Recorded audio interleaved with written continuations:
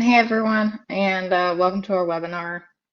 We'll give people a few more minutes to get connected.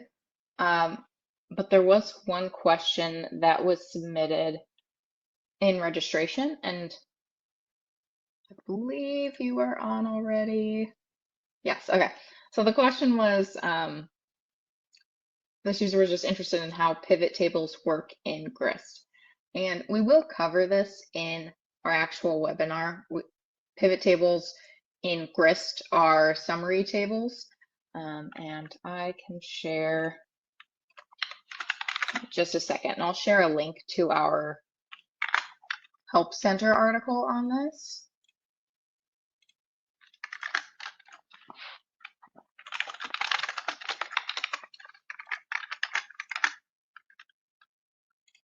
Okay, so I just shared a link to the Help Center article on summary tables.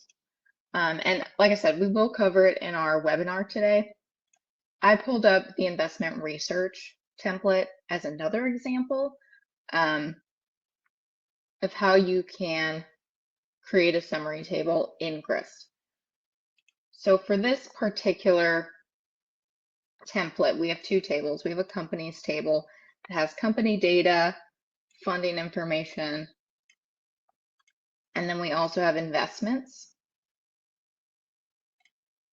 Now this template is made up of tons of summary tables with that information. So if you wanted to create a summary table from an existing table, let's say we'll use the investments as an example, under the green Add New button, you could add to a different page or add to the same page, but under Select Widget, you can select your widget type. Sometimes you want a chart, sometimes just a table. We'll just do a table for now.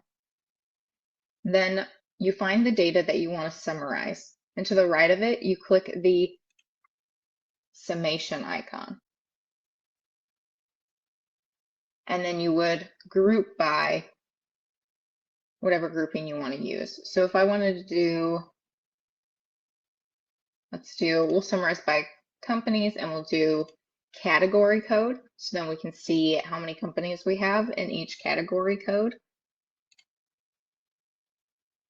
I'm just adding it to the same page, but you could do this on a different page. The process is still the same. Just find the data table, select that green summation icon. And then now I can see in advertising, I have 110 companies. I can see the funding total in US dollars. The other two pieces, less important, probably not helpful. When you create a summary table, it does summarize all numerical columns in your original table. And so founded year as a numerical column, it's adding all those years together. Again, not helpful. We can just hide these.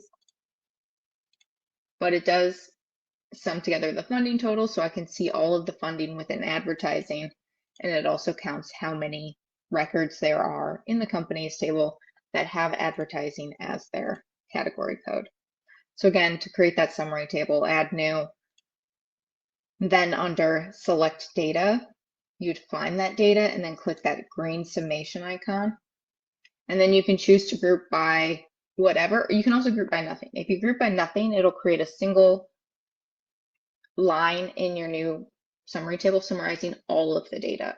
What group by does is creates groups within your summary table. And so when we created the category code, it grouped by category code. But if I select nothing, it'll just tell me the full funding total. So we know we have 844 companies and the total funding is 16 billion. So again, we'll cover that in the actual webinar. I just wanted to show another example of it.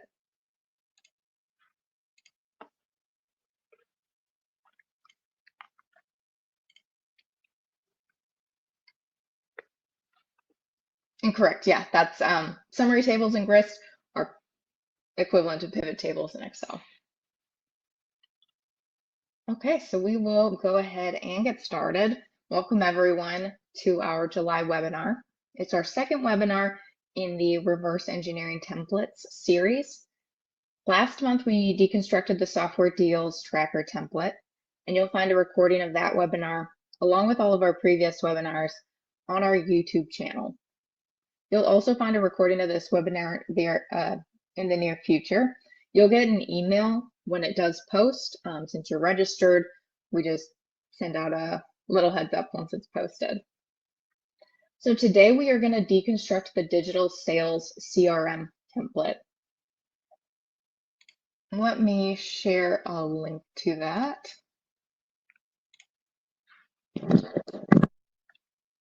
So we'll cover importing from Google. We'll learn how to write some formulas, how to summarize data, and then create dashboards so that we can get the most out of our data. So let's take a look at the digital sales CRM template so we know what our final result will look like. So that's what we have here on the page. We are looking at the customers page. So here we have all information related to a customer. When I select a customer, this customer's card updates to show information specific to that customer. And then below, the orders update to show all orders that customer has placed. And then below that are order line items for the selected order. So if I select another order, this will update to show me the line items.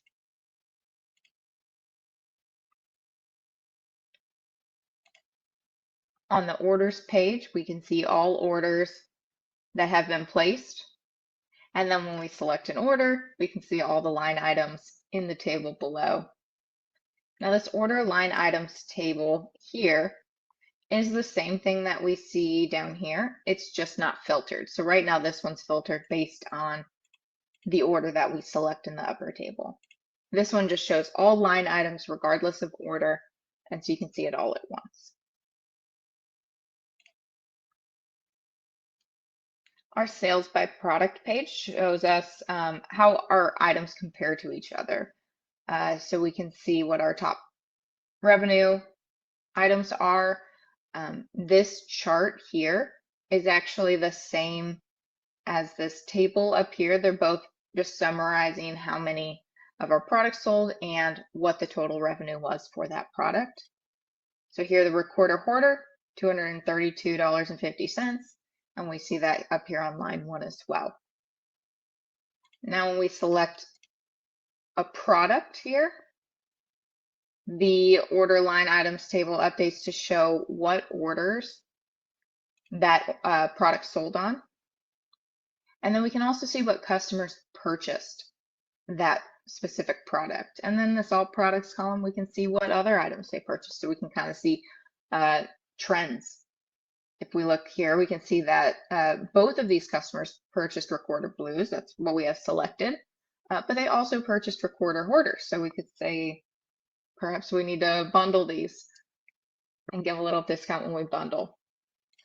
We have the products page that just lists out all of our products, their status, and then we have a discounts page. And so this is what we are going to be building. If we look at the raw data page, we can get an idea of the tables that this is built on. We have a customers table, a discounts table. Grist doc tour, that is what builds the tour of the document. We can disregard that. Order line items, orders, and products. Now this last one's just a summary table built from the order line items table, so we can disregard that as well. So we have 5 tables that create this template. So let's build this out from the beginning. From the Grist homepage, we can create a new document. Under green, add new, create an empty document. And then to start, we're actually going to take a minute to think through our tables and views and then create a table of requirements. So I'm just going to name this checklist. First, you know we have several tables of data, and so we're going to import these in from Google Sheets. So that'll be our step 1. Once we have our data imported, we'll want to modify our column types and see if there are any places we can add formulas for easy calculations. And then also when we import, Grist does guess text, numeric, and date type columns. but there are more column types available and other formatting options available. And so we'll just walk through our columns to make sure that we have the right column types and the right formatting we want.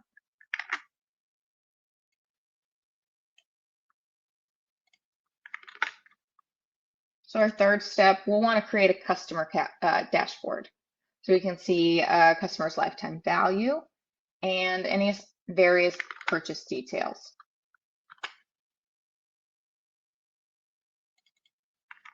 We can also create an orders dashboard. So we'd want to be able to check out our orders and see those line items all on a single page. So we can create a dashboard there. And then finally, we'll want to create a sales dashboard so that we can gain insights as to which products are our best sellers. So I'll just make this a toggle column just so we can check things off as we go and make sure we hit everything.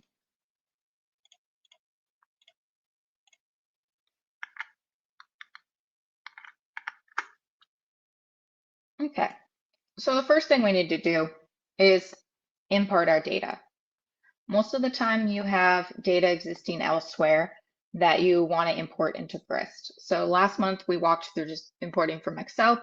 This time I'm going to import from Google. So under the Add New button, you can import from File, you can import from URL. We're going to import from Google Drive today.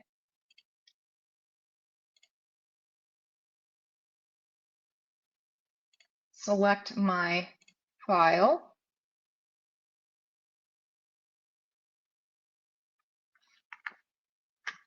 So I have the 5 tables. If you want to see what this looks like in Google, we have just data, but these are 5 different sheets. And so when I'm importing, it's going to import those 5 sheets into 5 different tables, which is exactly what we want. So I'll go ahead and import.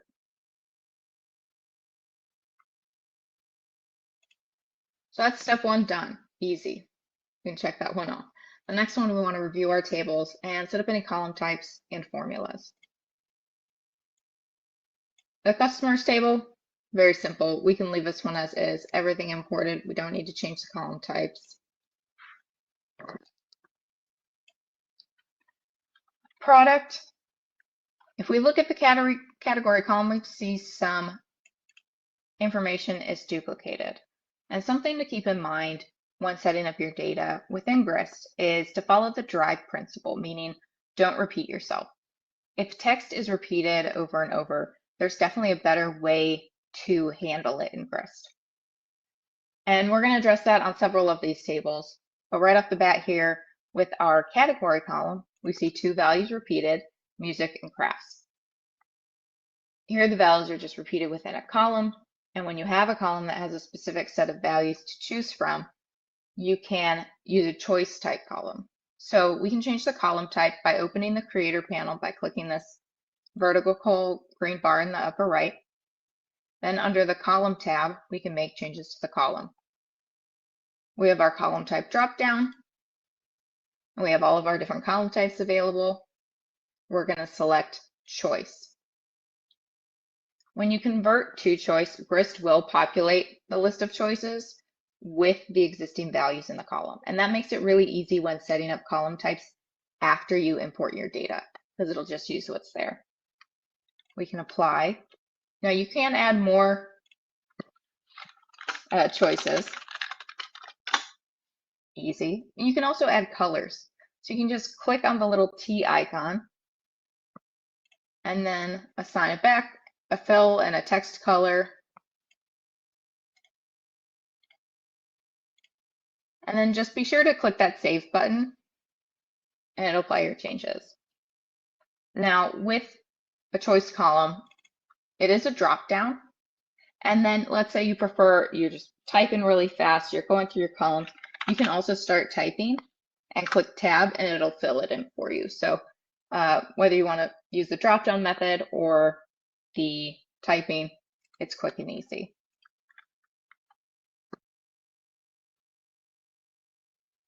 Now, if we take a look at this product status column on the end, this will also be a great column to convert to choice. We have 4 choices: active, in hiatus, planned, discontinued. And so we'll just convert it. Again, takes the same choices that are available, converts them into our choice list, and we can quickly add some colors.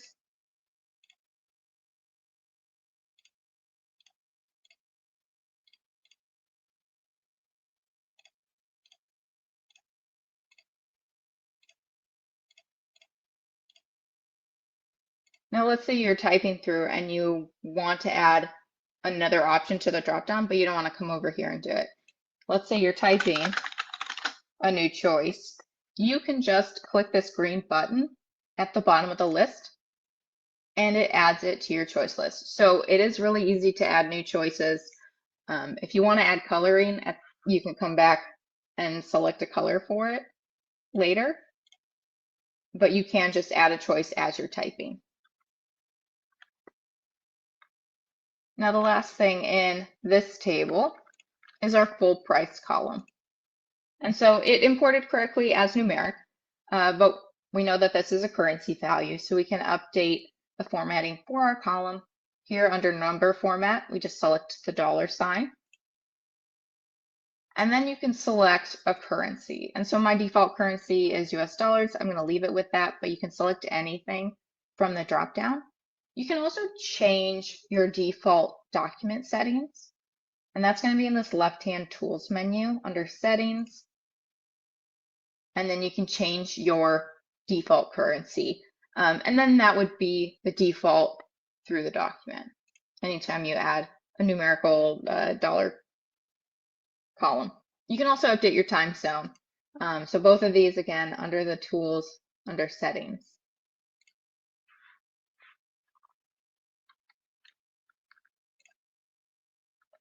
Our discounts table, nice and simple, not much to update here. The percent off column, this is correctly guessed as numeric, but we want to reformat it as a percentage. We just click that percent button, easy as that. Okay, so now moving into our orders table. So looking here, we immediately see that we have customer information duplicated here. We know we have this list of customers that contains their email address. And now we have their email address within the order. So as we said before, we want to make sure we follow that drive principle and we don't want to repeat ourselves. There should only ever be one single source of data for something, and then that data can be referenced throughout your document, which is exactly what we are going to do here. We can change our customer column to a special column type. We're going to change it to reference. And this allows you to reference information that is elsewhere in the document. Now it's going to guess where the information is coming from. Because this email is used in a lot of places in this document, it's guessing incorrectly. And so we want it to pull from our customers table.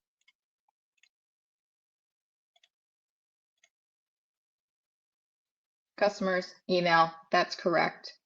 We can apply. Now, when you reference something, this was able to match on the email because that's what it found. But what it actually stores is the record ID, which is this not helpful thing to look at. We pick a different column to view, like you could pick name, you can pick email. But what it actually points to is the entire record. So for Flamenco Girl, it stores the name, the phone number, the email, and the row ID. And what we see is the email. But that now links our customer to an order. And we'll get to see the reference again in our next table. Amount paid, again, I guess is numeric. We want this as a dollar value. This is also a column that could benefit from being a formula column. And we're going to come back to that when we create our dashboards. When we have multiple tables on a page, it makes it a little more obvious how the formula is working. So we'll come back to it. We also have this date column. It did correctly guess the date column type, but you can still reformat the date. We have multiple formats you can select from, but you can also customize it, and you can just customize based on the coding you see here. But in our help center, if you look at date type columns, there's actually a little guide that tells you all the different ways you can do it with custom. And then purchase source, we see that it has two values that we have repeated, Udemy and website. We have our choice type column that we can use here. And then again, click that T and you can color code it.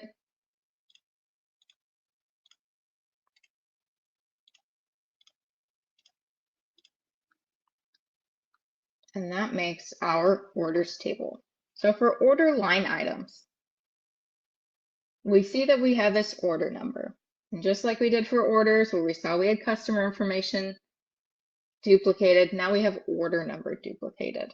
And so we want to link each order line item to a specific order. And that's what this order number column is doing. But we need to make this a reference column. So we can change the column type to reference. It correctly guesses since we have order number in only one other spot. And so we can click apply. And so now it's linking each line item to that order. Let's see, then product, good to go. Full price, change that to a dollar value. Now here we have the discount applied. This again is duplicated. We do have a table of discounts, which we can reference here. Change our column type to reference. It'll find that match. We can apply it. Now we have this % off column. If we remember from our discounts table, there's a specific % off based on the discount name. Well, we already have a link to this discounts table through discount applied. With this link, we can actually pull more data from the referenced table. So we want to pull this % off value. When you select a reference column, you can actually pull any of that data into this table. At the bottom of the column tab, we have this add referenced column section. When you click add column, it shows you the columns that are available in that referenced table. We already have the name. That's the column we see here. But we can pull % off. And so now it pulls the % off for each of these things. I want to change this column type to numeric and a percentage. And now we can see that discount for the specific one here. I can get rid of this prior one, just update the column name. Now, if I were to change the % off for a discount, let's say I want to change back to school to 35%.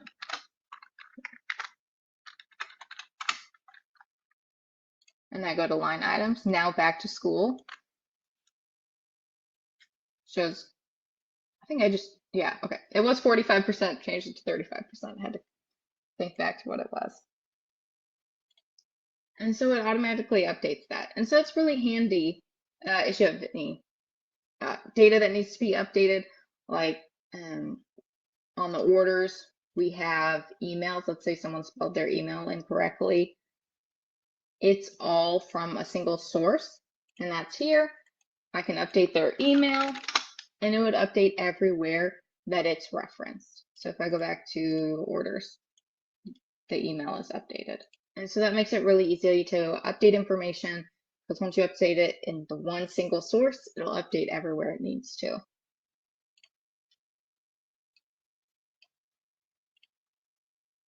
Okay, so we have adjusted price. Now, adjusted price, this can be a formula column. This is just the full price minus the discount.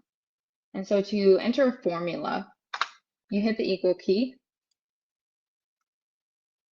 and then you can actually click on columns to insert them into your formula. So to find the adjusted price, we take the full price minus the discount times full price. So full price minus 30% of the full price is going to be our adjusted price. This is numeric. Just need to change it to a dollar amount. And now that's going to calculate itself. All I need to know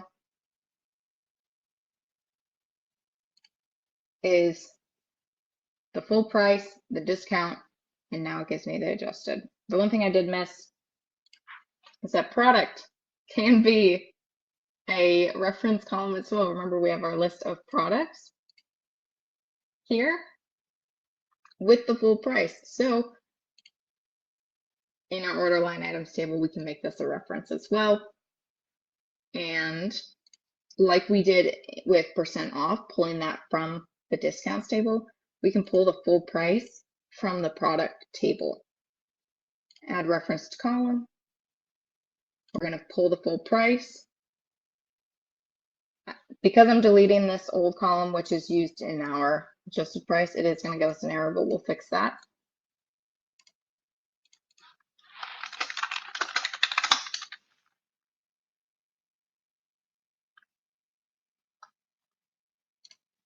Let's change the column type to numeric. And so now if the full price of a product changes, we can make that change in the product table and it will update everywhere. Okay. So the last thing here, we do have the customer email duplicated again. Now the tricky bit with this is that the email is associated with the order. And since we've already linked the order, each order is linked to a specific customer, we can do the same thing we did with pulling the full price from the product table, pulling the percent off from the discount table. We're going to pull the customer from the order table. Now, if I try to do it the same way that we did, where we add a reference to column, you'll see that customer is not an option here. And that's because the customer column here in the orders table is itself a reference column. And so, as I mentioned before, the reference column stores an ID. And if we look at, zoom in so we can see this formula, when we added this, it automatically applies the formula. It looks at the reference column, discount applied, and then uses dot notation to pull from a column in that table, in the reference table, which is the ID is off. And that's how we got this value. And so we're going to follow the same thing, but with customer. So I'm going to convert this to a formula. We need to call the reference column that points to that table, which is just order number. And then we need to tell it what column we want to pull information from. As soon as I put the dot, it's going to start suggesting different options. Now we just want to do customer, and that's because we can make it a reference column and then it'll show us the email. But you see here, it shows the record ID. And again, that's what's stored when you have a reference column, and that's fine. That's what we want here. We'll change that to a reference, but now we can just change it to email. We still see their email. We create this link to a specific customer. So now each order line item is linked to that customer. And that can help us when we summarize some data later on. Now we covered a lot with column types here. And so I'm just going to share a link to our column types webinar. So feel free to check that out for more information on our different column types. Okay, so jumping back to our checklist, we went through our tables, we set up our column types, did a few formulas, and now we set up our dashboards. So we'll start with the customer dashboard and the things we want to cover here. We want to be able to see individual order details for that customer. We want to be able to see their lifetime value as a customer. How much have they spent? When was their first purchase? What was their most recent purchase? And what products have they purchased? And so we're going to answer all of that with the information we already have. So here we've got our customers table.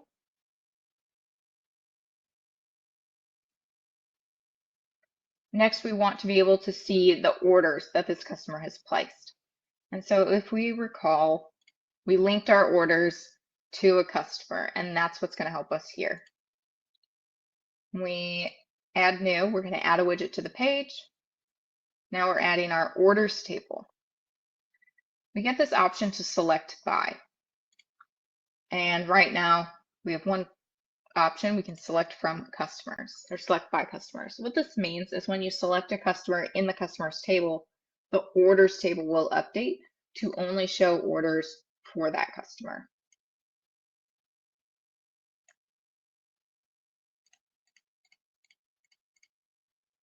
Select the first one, you see 2 orders, select the next one, 1 order, next one 2. And it helps filter the view so we only see what we need, what we want all, instead of everything all at once, which can be overwhelming. Now with this, it would also be helpful to see the line items associated with these orders. So we can add another widget to the page.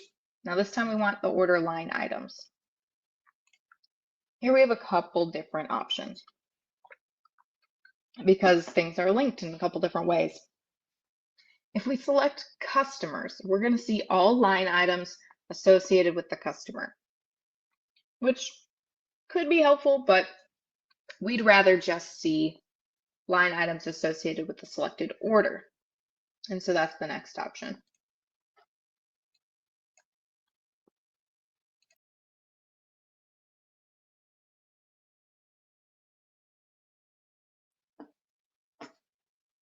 So when I select an order, order line items updates to show me the line items associated with that specific order. I change the customer, the orders are different, which means the line items are different.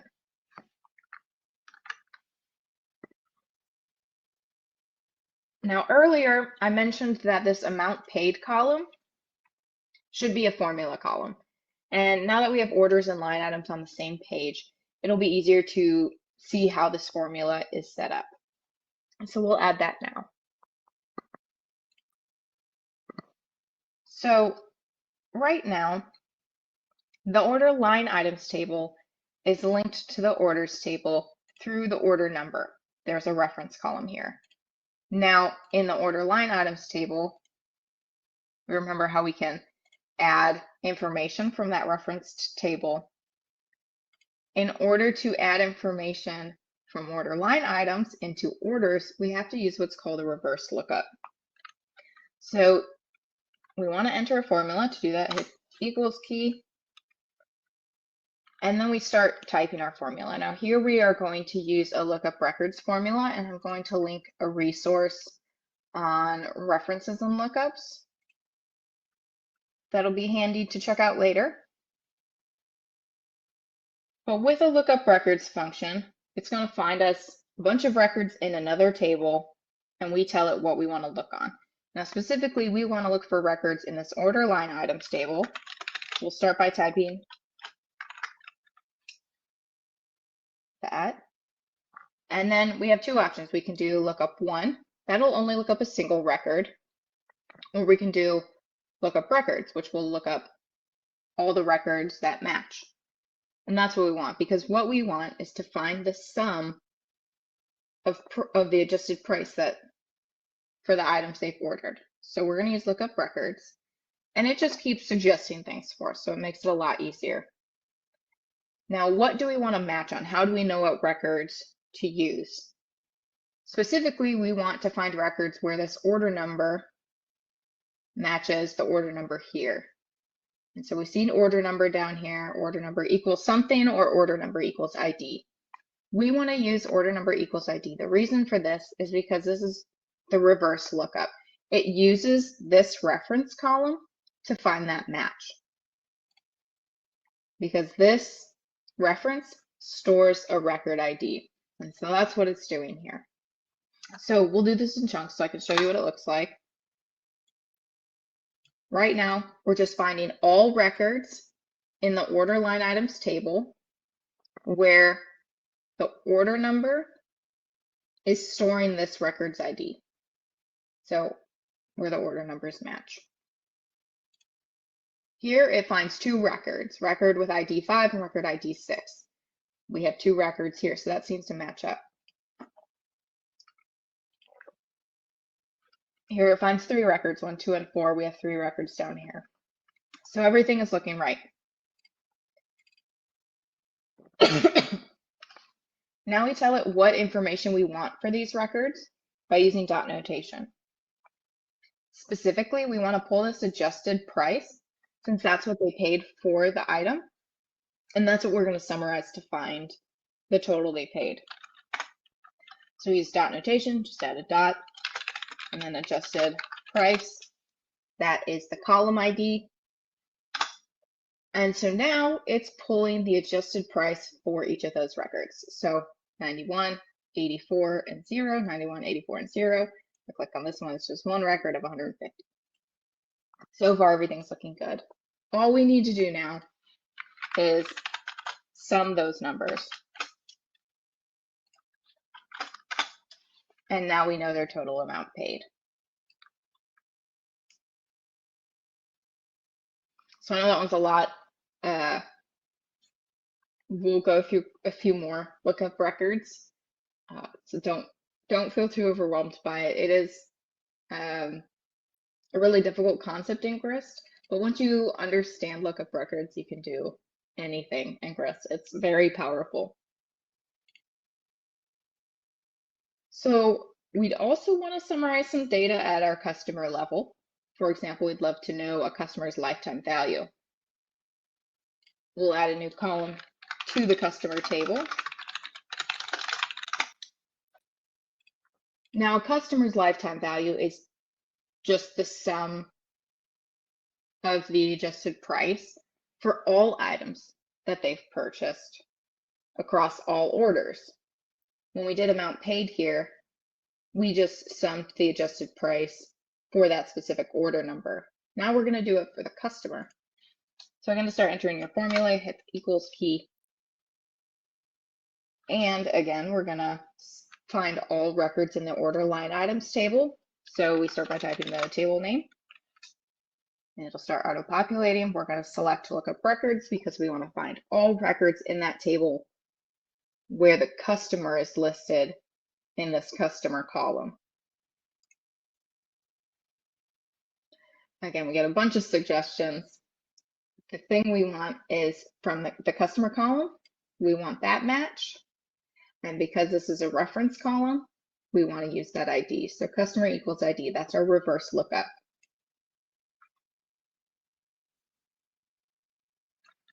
And then what we want is the value from the adjusted price column for each of these records. And then finally, we sum all of those together.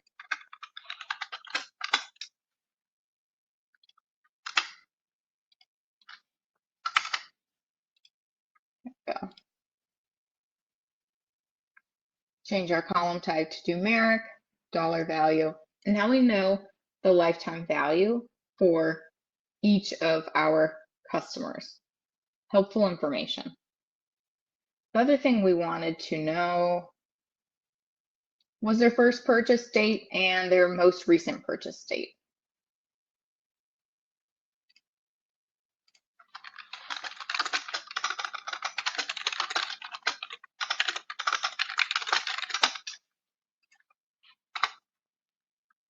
So with the purchase dates, we're looking at the orders table. We just want to know what was the date of their order.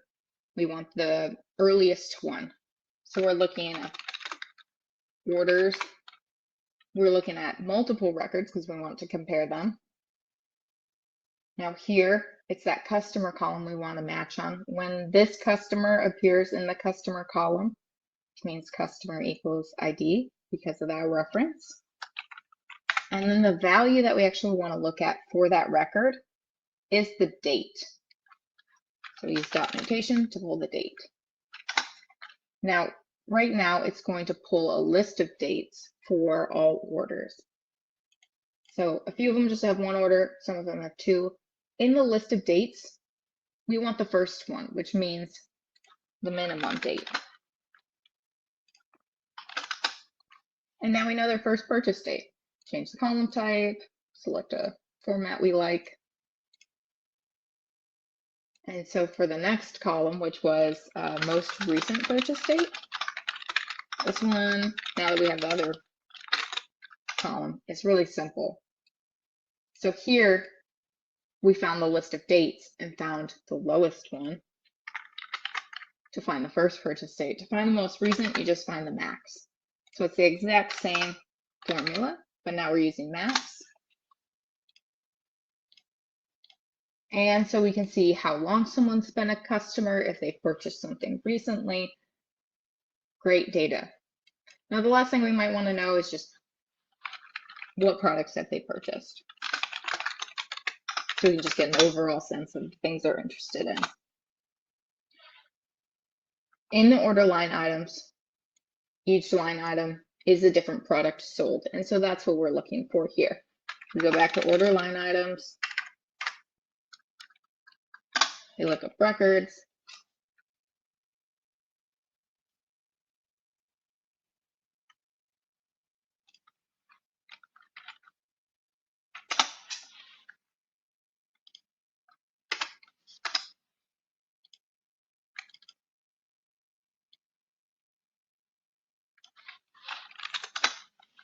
Go.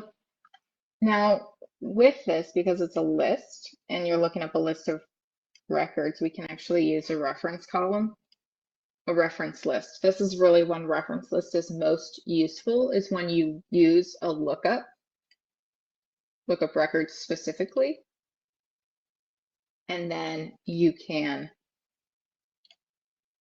reference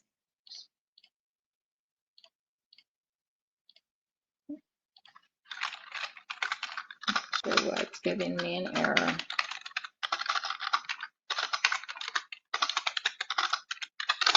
There we go. And now I can see the list of products.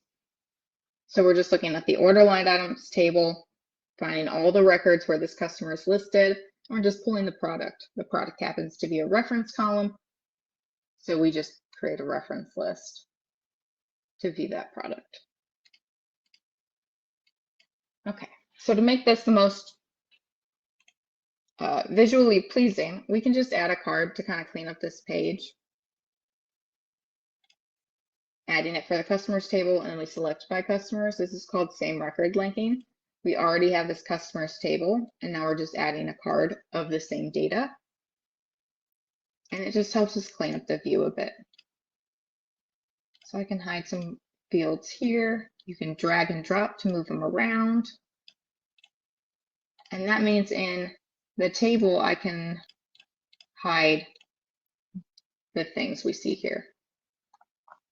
So it's a little less busy because I just select a customer and then I see the lifetime value, the first purchase date, the most recent purchase date, as well as the products they've purchased. And so that's our customer page in a nutshell.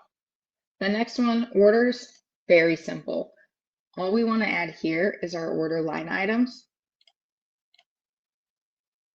And because of that reference column, we can just link the two, which we've seen this one already. Select the order and the order line items updates to show us those items that go with that order. Jump back to our checklist. We did that. We created our orders dashboard. And the last but not least is the sales dashboard. And the question at the beginning was about pivot tables. Pivot tables in Excel are summary tables in Grist. So we want to know how products sell. So in our order line items, each line is a different product that has sold and tells us the exact price that it's sold at. So we want to summarize this data. We want to know how many times has a product sold and what has been its lifetime revenue. And we can get that all from this table. To create a summary table under Add New, we're going to add it to a new page to start our sales dashboard. And then under order line items, summarize by product. And this is going to group all items in the order line items table by product. So everything with Recorder Blues is going to be a record. Everything with Recorder Hoarder, that's a record. And so we see quite a bit of information. As we said before, when you create a summary table, it does summarize all numerical columns. And so some of this information is not super helpful. The full price, less important because we want to know what product actually sold at, which is the adjusted price. So we can hide the full price column. And then we can hide percent off too, because adjusted price already takes into account whatever that discount was. Finally, let's rename these columns to something more useful. Count is how many times the product appears in the order line items table. And we can just change this to amount sold. It gives a clearer description of what it shows. And then we can change adjusted price to lifetime revenue, because that's a sum of the adjusted prices, meaning anytime it's sold, that's what it sold at, and that's the sum. And then what we can do is just sort this. When you click on this little icon up here, click on the sort, high to low, and then we can see what our highest selling item was by revenue. Now, if you remember when we looked at the template, there was a nice chart, and this data is much better to see in a chart. Under Add Widget to Page, under Select Widget, we want to select Chart. And then you would set up the same thing. This we want to summarize by product. And then we can create a chart that displays the exact same information we see here, but now in a chart, which is just easier to digest. We're going to set the series to lifetime revenue, and then we can sort it by lifetime revenue.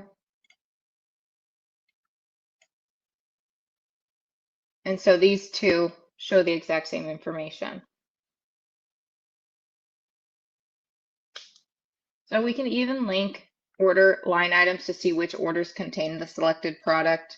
If that's an important bit of information to you, you would just link that table, select by the product,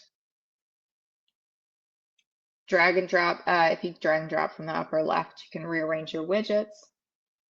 And this gives you a good idea. We can hide the product since we know the product over here. We don't need to know that bit of information.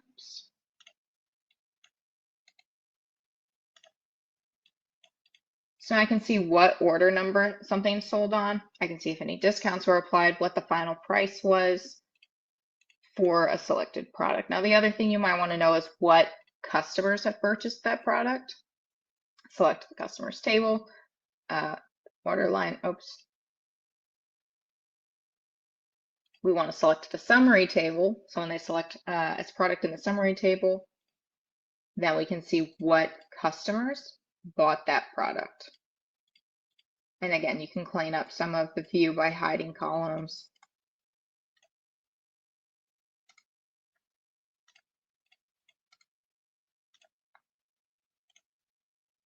And last but not least, we just want to clean up our page view.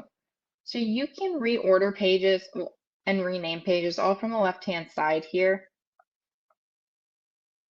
To rename a page, just click the three dots and then rename. You can also double click on the page name itself. And then to reorder pages, you just drag and drop them from the vertical bars on the right. Whatever page is at the top will be what opens when you click on your document from the home page. So you can just reorder. So the first one at the list on the top of the list is what you'll see first. You can also nest pages. So if you drag and hold over another page, you see this little green box. When I drop it, it'll nest it, and now I can collapse it and hide it, but it's still there. I can still see it. You can also remove things completely from your view. This checklist I only have here. I can remove it. It will tell me that this table will no longer be visible anywhere in the document. I can choose to delete it, and that's delete it forever. Delete data and this page, gets rid of it completely, which the checklist I no longer need. I could do that. Or you can keep the data, delete the page. The data would remain within raw data, so it's still accessible. It's just not available in these pages. So we'll do that. And that is everything on this template. It was a lot, I know. But if you have any questions, feel free to stick them in the chat and we can answer them.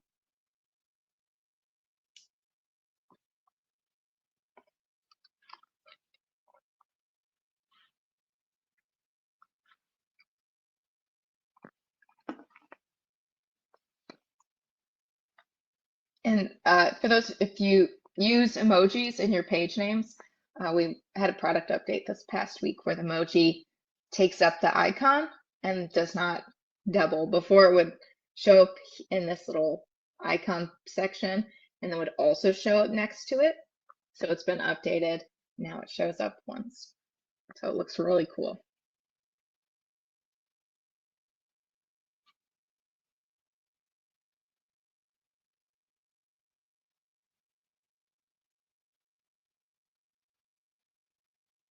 That's correct. So if you change a product's price here, it would change everywhere. There are ways around this. Trying to think of a template off the top of my head, and a payroll template as an example. Okay, let's check out our payroll template.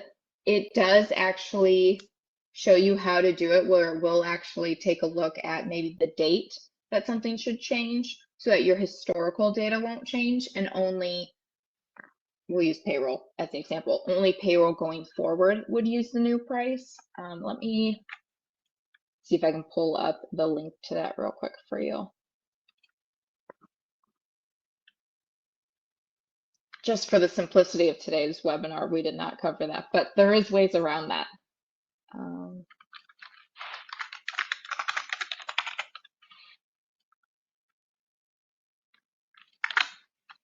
Okay. I linked the payroll template in the chat for you, so take a look at that one. I'll share it here. So here's the different rates, and it tells you the start date and what that new rate is. And so when you're setting up the payroll, it does take into account that rate based on the rate start date.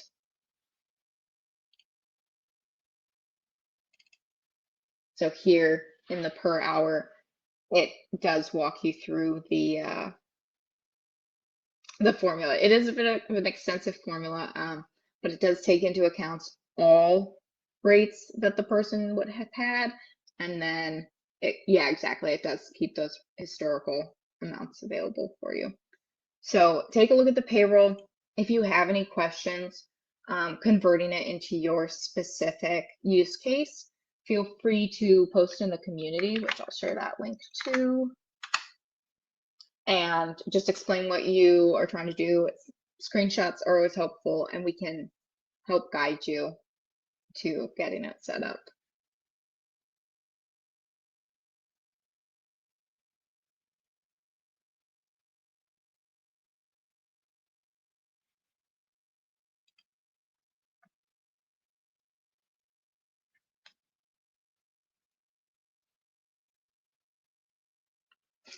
Well, thanks for joining. We appreciate seeing you here every time. And next month we will be doing, I had it up too, hold on.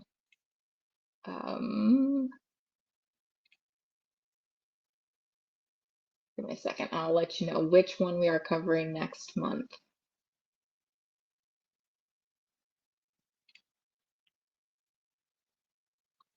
Next month, we will walk through the class enrollment template. So we will see you then. Thanks for joining, everyone.